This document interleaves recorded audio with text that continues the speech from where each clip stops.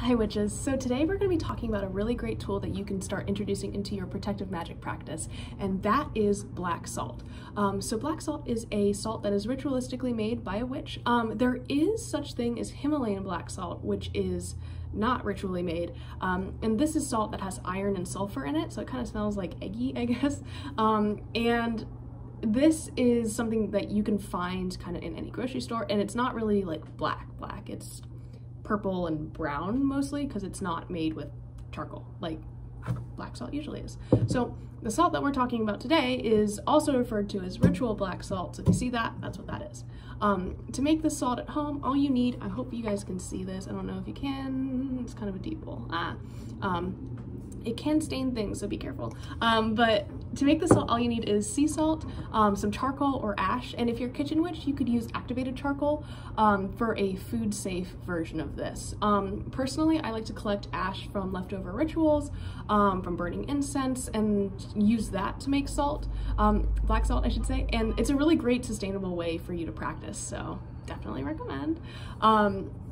Another idea is to gather the ash for your black salt from the ashes of a bonfire that you may have done with your coven for a holiday celebration or on your own. It doesn't have to be with the coven, of course, but I recommend using that as well because it's already charged with like magical energy, basically. So if you're using black salt in baneful magic, hexing and cursing, or in a banishing rite perhaps, you can add black pepper just to give a little bit of extra oomph to your spell.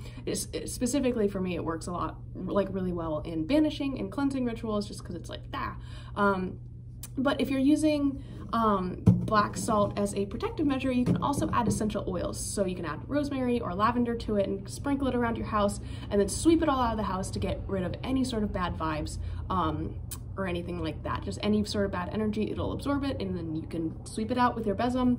Well, no, not with your besom. You sweep out the energy with your besom and then sweep the actual bits out with your broom. The only like disclaimer I have to say about making black salt is that, again, it does stain stuff. So if you are sprinkling it around your house, just be careful it's not on any like white carpets or anything that you like really care about because it's hard to get out. So just be careful, but if you're using it for like a spell jar or something, it's totally great for that. I really recommend making this salt during the new moon and charging it under the dark part of the moon, which sounds like counterintuitive, but it actually really works. And you know, just to make the salt, you add your sea salt, your charcoal, any sort of like essential oils, any other herbs, whatever you guys want. Set it in a bowl and then crush it up to like mix it. Just be careful you don't like inhale too much of it.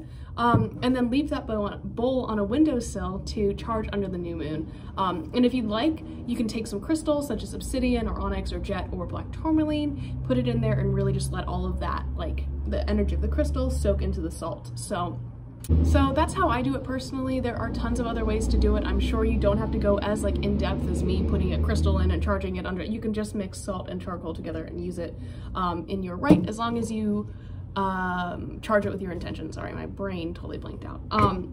Anyways, I hope this is helpful to you guys, and if you have any questions, just let me know and I'll try to answer them in the comments. I'll see you guys tomorrow. Bye.